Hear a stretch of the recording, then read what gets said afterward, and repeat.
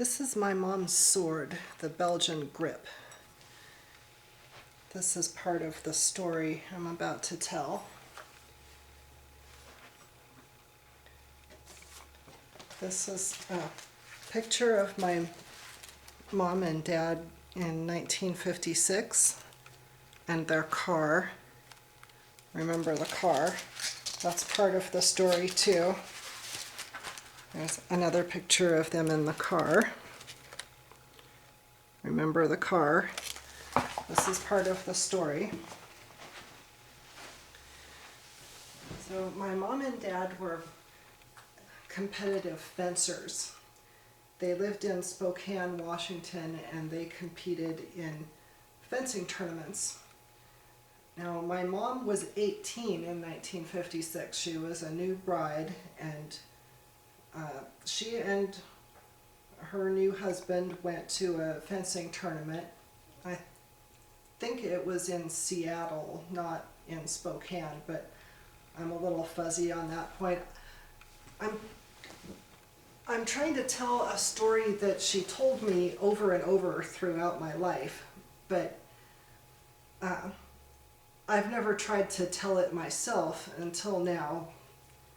My brother wanted the stories that my mom told me because, you know, I was here listening to a lot of her stories, and in the last few years of her life she told a lot of stories, some of which she had never told before, or the stories had different endings, but this one remained pretty stable the way she told it when I was a little kid and the way she told it more recently, which means it's probably a true story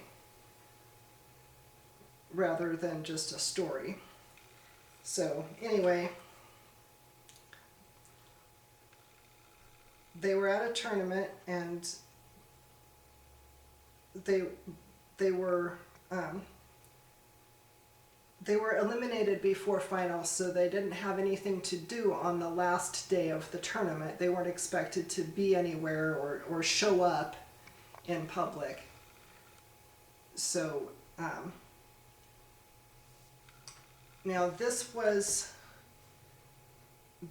when the government of Hungary had a change of government.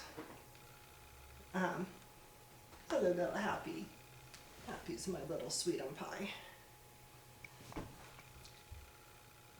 The Hungarian national fencing team decided not to return to their country because of the change of government that Hungary had just experienced.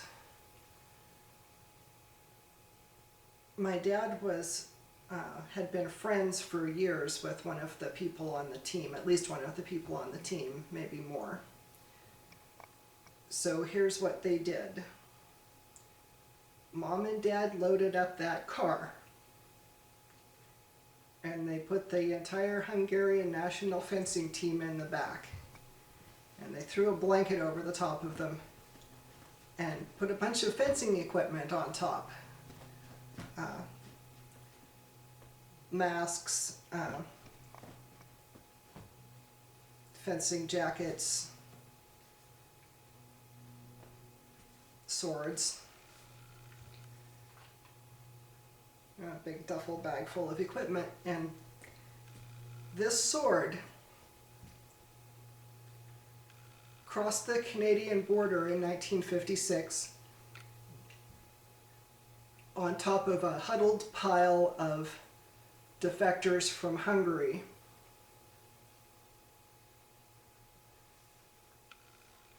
Political refugees from the Soviet Union.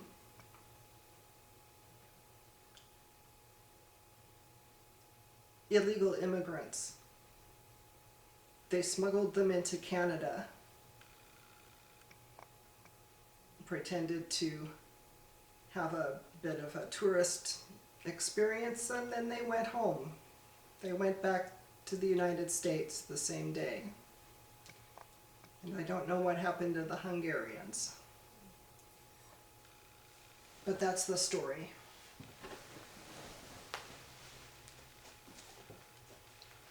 and that's my mom.